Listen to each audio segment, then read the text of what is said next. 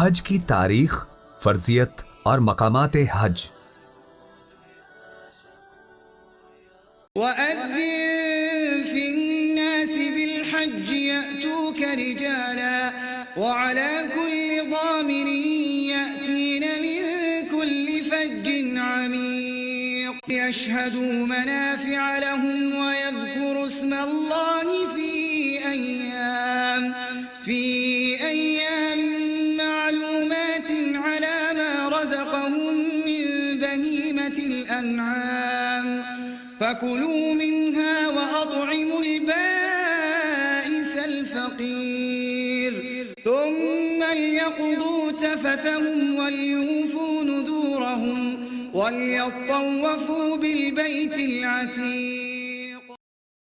اور لوگوں میں حج کی منادی کر دو، وہ تمہارے پاس پیدل بھی آئیں گے اور ان اونٹنیوں پر سوار ہو کر بھی جو سفر کی وجہ سے دبلی ہو گئی ہوں۔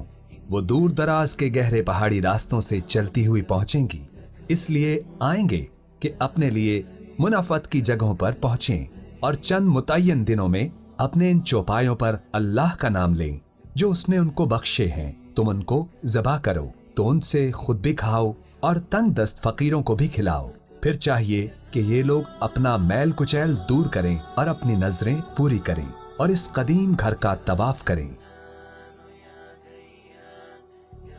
حج کی فرضیت۔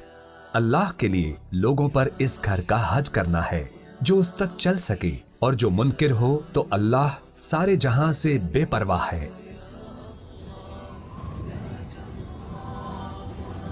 حج و عمرے کی تاریخ سیدنا ابراہیم علیہ السلام کی اس منادی سے شروع ہوتی ہے جو صدیوں پہلے بلند ہوئی، اور جس کے جواب میں لبیک لبیک کہتے ہوئے ہم ام القری مکہ مکرمہ میں سیدنا ابراہیم علیہ السلام کی بنائی ہوئی اس مسجد کے لیے عزم سفر کرتے ہیں جسے بیت الحرام کہا جاتا ہے۔ چنانچہ نبی صلی اللہ علیہ وآلہ وسلم کی بعثت سے پہلے بھی عرب کے لوگ ہر جگہ سے گروہ در گروہ حج و عمرہ کے لیے آتے تھے۔ آپ صلی اللہ علیہ وآلہ وسلم کی بعثت کے بعد بھی یہ سلسلہ اسی طرح جاری رہا۔ حج و عمرے کا مقصد وہی ہے جو ان کی حقیقت ہے، یعنی اللہ تعالیٰ کی نعمتوں کا اعتراف، اس کی توحید کا اقرار اور اس بات کی یاد دہانی کہ اسلام قبول کر کے ہم اپنے آپ کو پروردگار کی نظر کر چکے ہیں۔ چنانچہ احرام باندھ لینے کے بعد یہ الفاظ ہر شخص کی زبان پر مسلسل جاری رہتے ہیں۔ لبیک اللہم لبیک لبیک لا شریک لک لبیک ان الحمد والنعمت لک والملک لا شریک لک۔ حج و عمرے کے مقامات۔ مواقعیت۔ حج و عمرہ کی غرض سے آنے والوں کے لیے حدود حرم سے کچھ فاصلے پر بعض جگہیں متعین کر دی گئی ہیں جن سے آگے وہ احرام کے بغیر نہیں جا سکتے۔ ان پر یا ان کے برابر کسی بھی جگہ پر پہنچ کر ضروری ہے کہ احرام باندھ لیا جائے۔ اصطلاح میں انہیں میقات کہا جاتا ہے۔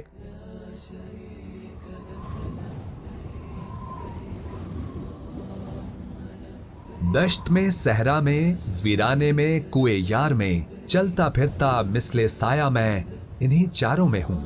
عرفات، مزدلفہ، منا، بیت الحرام، یہ وہی معبد ہے جسے قرآن میں البیت العتیق اور المسجد الحرام کے نام سے موسوم کیا گیا ہے۔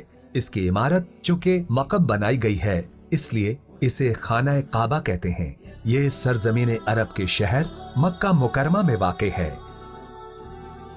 صفا مروہ۔ صفا مروہ دو چھوٹی چھوٹی پہاڑیاں تھیں۔ صفا کعبہ شریف سے جنوب مشرق اور مروہ بیت اللہ شریف سے شمال مشرق کی طرف واقع ہے۔ ان دونوں پہاڑیوں کی درمیانی جگہ جہاں حج اور عمرے کے لیے سعی کی جاتی ہے کو مسعی کہا جاتا ہے۔ وادی منا۔ دو پہاڑیوں کے درمیان یہ ایک وسیع میدان ہے جس کا فاصلہ مکہ مکرمہ سے تقریباً 5 کلومیٹر ہے۔ 8 ذوالحج کو مکہ مکرمہ سے آنے کے بعد اور 10 ذوالحج کو عرفات سے واپس آ کر حجاج یہیں قیام کرتے ہیں اور حج کے باقی مناسک پورے کرتے ہیں۔